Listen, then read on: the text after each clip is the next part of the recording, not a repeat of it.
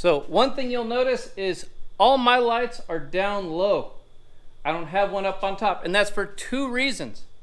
Now with my razor and my riding style, I've tried to keep the roof sleek and low because at the place where we ride at Little Sahara in Winoka, Oklahoma, there are a lot of low tree branches. So if you have a big light bar, you're gonna catch that with the tree branches. Whereas with this one, if a tree hits here, it'll slide up and over the roof. The second thing about having low lights is when you're following someone who's throwing a rooster tail, if you have a high light bar, all you can see is that sand in the air. But if your lights are low, you can see over the lights and forward with no obstruction to your view. Now we're bringing out the big gun, the fog machine. So now let's do a little side-by-side demonstration.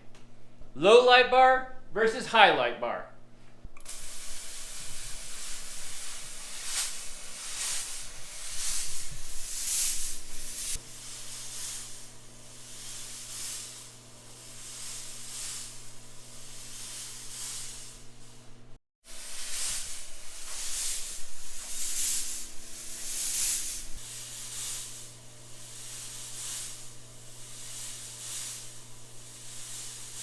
Now you can see for yourself which you think is better. Will you have all the visibility you need so things don't sneak up on you? In case any of you are worrying, this is food grade glycerin, so no puggles were harmed in the making of this video. Well, you got them weird ears. Get those weird ears down. Get those weird ears. Oh. Now let's talk about your switches and options. If you're gonna do switches, make sure you back every switch with a relay. A switch is not designed to take high amperage loads of running lights all night. It'll burn up your lights, it can cause a fire. Always back up a switch with a relay. Now, that being said, you need to have good etiquette in the parking lots, so you want to be able to shut down your high beams.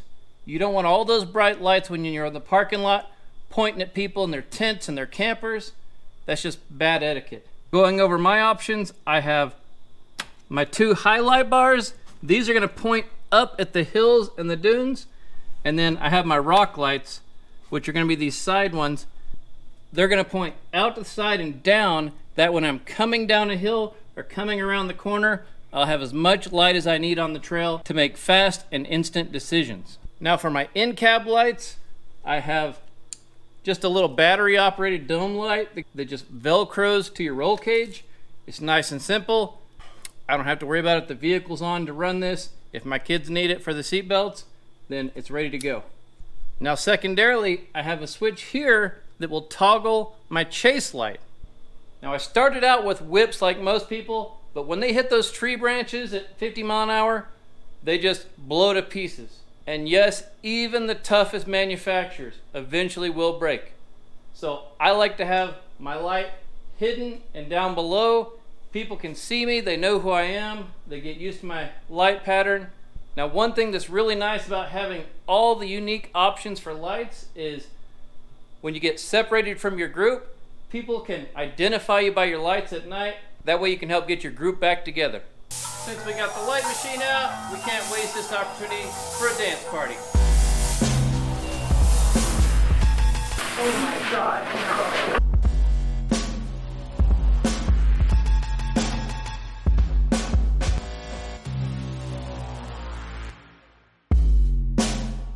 Don't do that.